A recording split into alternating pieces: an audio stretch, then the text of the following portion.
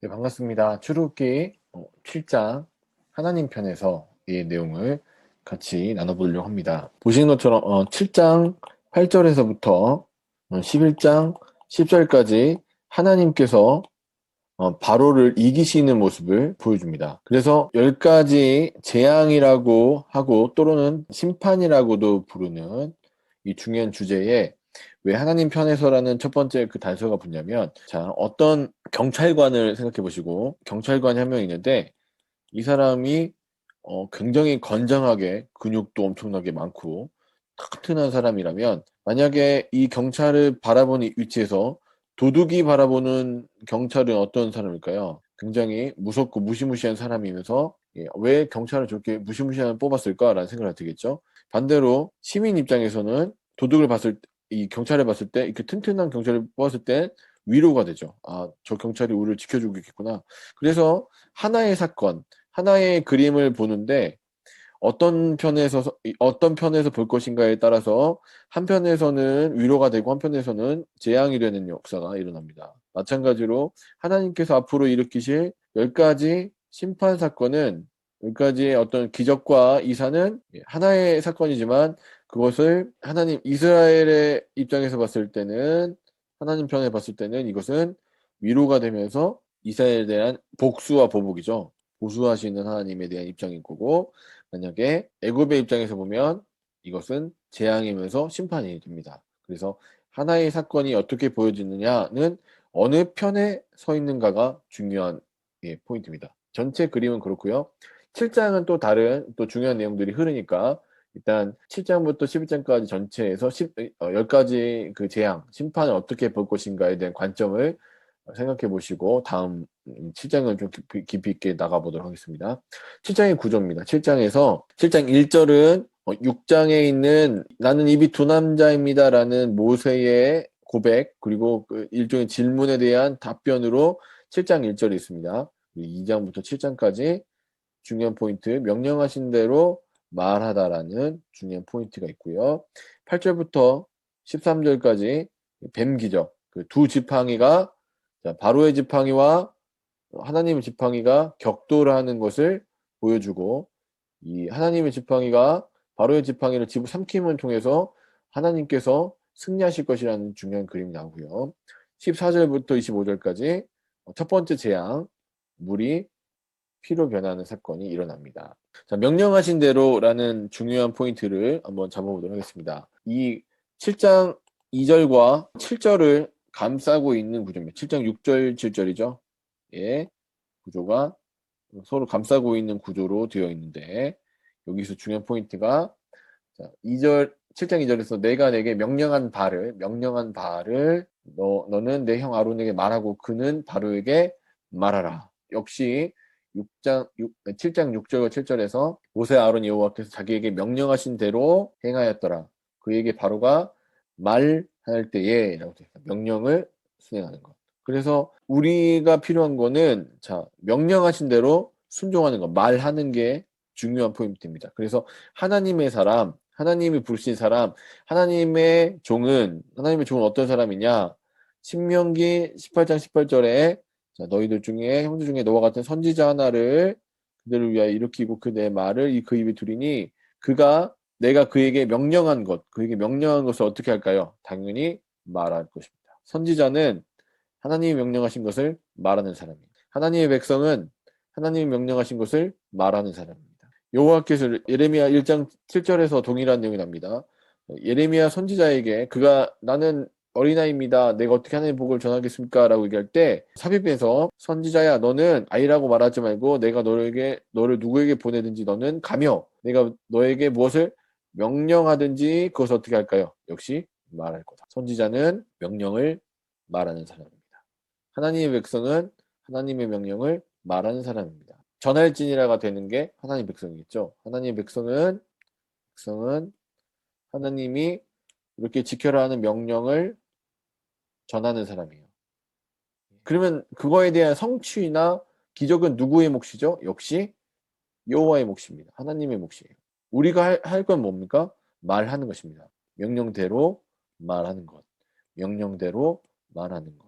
하나님께 전파하라고 하신 말씀을 말하는 것이 하나님의 백성의 몫이다. 중요한 포인트가 잡혀 있습니다. 그럼 나머지 성취하시고 기적을 일으키시고 완성하신 건 누구의 몫이냐? 역시 하나님의 몫이라는 것이 중요한 포인트입니다. 자, 8절부터 13절까지의 내용, 지팡이 기적이라고 불리는 이 기적이 어떻게 일어나 한번 또 살펴보겠습니다. 지팡이는 권세를 상징합니다. 권세와 능력을 상징하는데 그 권세와 능력이 충돌합니다. 그래서 하나님의 지팡이와 누가 붙죠? 바로의 지팡이가 충돌하죠. 하나님의 권세와 바로의 권세가 충돌합니다. 그 충돌은 어떻게 될까요? 당연히 계란으로 계속 바위를 치죠. 계란으로 바위치기가 되는 거죠. 인간이 아무리 능력을 행하고 대단한 것들 갖고 있다 하더라도 결국 또 비슷하게 하나님 비슷하게 그 권위와 권세를 흉내내더라도 하나님의 권세와 인간의 권세는 그 질부터 엄청난 차이가 있다는 것을 보여주는 게 이 기적의 포인트입니다. 그래서 참 보란 듯이 계속해서 그 뱀되었던 지팡이라는 강조점을 두고 그 지팡이로 하나님이 기적을 일으키시죠. 보란 듯이 일으키시죠. 그래서 14절, 17절, 19절에 각각 이 지팡이를 강조하고 있는 부분을 보여줍니다.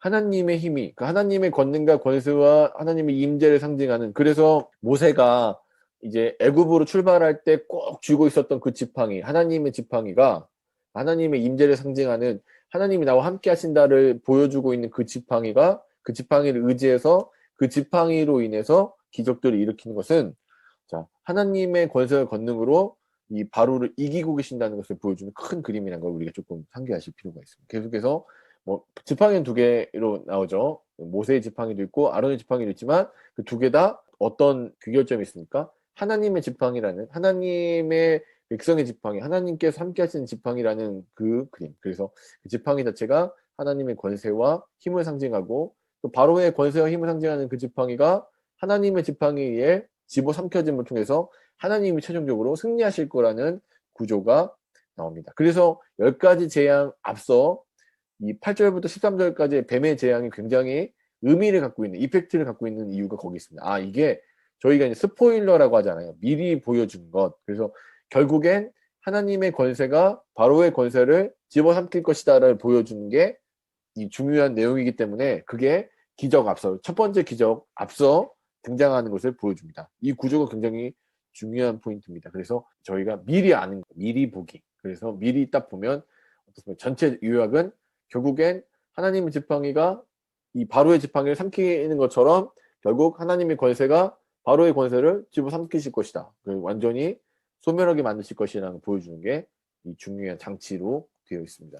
역시 이제 첫 번째 재앙, 두 번째 재앙을 보면서 바로의 그 행동들이 나타나는데 이 바로의 마음이 계속해서 완강하다, 완악하다. 13절과 14절에서도 그렇고 22절에서도 동일하게 얘기하는 것은 그 바로의 마음이 완악하다라고 되어 있습니다.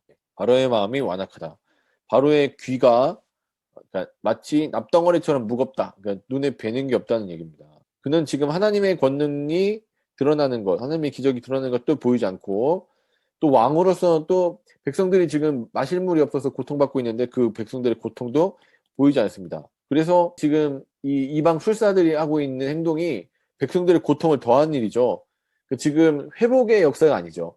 물을 피로 변하게 하는 그 파괴적 그 역사에 동참하고 있는 꼴을 보여주고 있습니다. 그래서 그 백성들이 더 고통을 받는데 바로의 눈에는 그것이 보이지 않습니다. 그의 마음은 완강하고 완악하게 계속해서 하나님이 그들을 두실 것이기 때문에 그는 심판받을 수밖에 없는 존재로 계속해서 그렇게 될 것입니다. 그래서 눈에 뵈는 게 없는 바로 그렇기 때문에 자꾸 만약에 이 백성의 고통과 그러니까 자기 자신이 누군지까지도 알게 된다면 그는 계란으로 바위를 치는 어리석은 행동을 하지 않을 텐데 그는 이 행동을 계속해서 반복적으로 할 것이고 결국 그는 처참하게 박살나고 깨지게 될 것입니다. 악은 하나님의 권능 앞에 완전히 소멸되게 된다는 것을 보여주는 중요한 기제로 보실 수 있을 것 같습니다. 설교자에게는 다음과 같은 제언을 드릴 수 있을 것 같습니다. 설교를 위해서 하나님의 선지자, 하나님께 부름받은 자는 어떻게 해야 되나? 자신의 능력이 어떠하든지 또는 자신의 상태가 어떠하든지가 중요하지 않습니다. 왜 그럴까요? 오직 하나님이 권능이 있으시고 하나님 능력이 있으시기 때문에 오직 그에게 필요한 것은 순종하는 마음, 곧 그의 명령대로 말하는 자세입니다. 명령대로 말하다. 명령대로 말하다. 첫 번째 중요한 포인트였습니다. 그리고 기적과 성취는 오직 하나님의 것이고 하나님의 몫입니다. 지팡이는 힘과 권능을 상징합니다. 하나님의 지팡이와 바로의 지팡이의 충돌은 누가 진짜 권능이 있는가를 주목하게 합니다. 누가 이길까? 이 두 충돌, 하나님의 지팡이와 바로의 지팡이의 충돌이 있는데 누가 이길까를 봤을 때 스포일러처럼 하나님이 결국 승리하시는구나. 진짜 권능은 여호와께 있구나를 보여줍니다. 그러나 인간의 어떠한 의도와 방해에도 하나님은 조금도 방해하지 않으시고 권능을 활용하시죠. 인간이 권능을 흉내내더라도 하나님의 권능엔 도저히 미치지 못할 것입니다. 그리고 하나님의 사람의 손에 들린 이 지팡이는 보란 듯이 계속 기적을 일으킵니다.